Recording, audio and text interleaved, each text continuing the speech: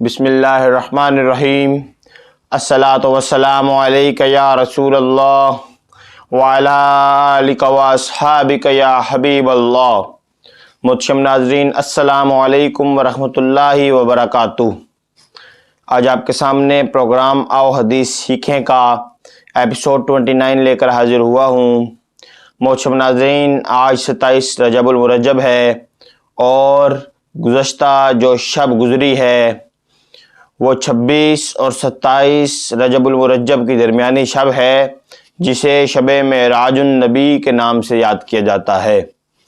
احباب گرامی قدر، یہ وہ عظیم رات ہے جس رات میں ایک محب اپنے محبوب سے ملنے گیا، ایک طالب اپنے مطلوب سے ملنے گیا، اور اس محب و محبوب کی ملاقات میں محب کی جانب سے محبوب کو جو تحفے اور تحائف دیے گئے ان میں سے ایک نمایاں اور ایک عظیم تحفہ نماز کا ہے۔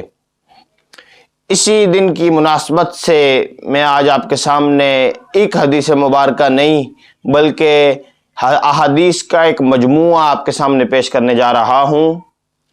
احباب گرامی قدر، میرے کریم آقا نے ارشاد فرمایا، حشر اس کا اچھا جس کی قبر اچھی۔ اب صحابہ کیونکہ محسنین امت ہیں، صحابہ نے سوال کیا، یا رسول اللہ قبر کس کی اچھی؟ میرے کریم آقا نے فرمایا، قبر اس کی اچھی جس کی موت اچھی۔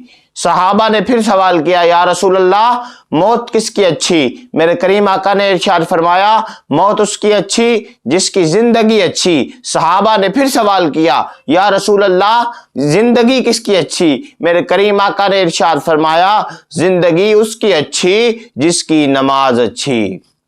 احباب گرامی قدر، یہ جو احادیث میں نے آپ کے سامنے پیش کی ہیں، ان میں میرے کریم آقا نے ارشاد فرمایا کہ جس کی حشر اس کا اچھا جس کی قبر اچھی، اور قبر اس کی اچھی جس کی موت اچھی، اور موت اس کی اچھی جس کی زندگی اچھی۔ اور جب صحابہ نے یہ سوال کیا کہ یا رسول اللہ آپ کے نزدیک زندگی کس کی اچھی، تو میرے کریم آقا نے یہ نہیں ارشاد فرمایا کہ جس کی گاڑی اچھی، یہ نہیں ارشاد فرمایا جس کا گھر اچھا، یہ نہیں ارشاد فرمایا جس کا بینک بیلنس اچھا، یہ نہیں ارشاد فرمایا جس کا نام و نسب اچھا، بلکہ میرے کریم آقا نے ارشاد فرمایا، میرے نزدیک زندگی اس کی اچھی جس کی نماز اچھی، کیونکہ نماز میری آنکھوں کی ٹھنڈک ہے۔ زندگی اس کی اچھی جس کی نماز اچھی، یعنی جس کی نماز اچھی اس کی زندگی اچھی، جس کی زندگی اچھی اس کی موت اچھی، جس کی موت اچھی اس کی قبر اچھی، جس کی قبر اچھی اس کا حشر اچھا، اور جس کا حشر اچھا اسی کا بیڑا پار ہے۔ اللہ رب العزت سے دعا ہے ہمیں عمل کی توفیق عطا فرمائے، میرا مالک ہر دیکھنے والے کی خیر فرمائے۔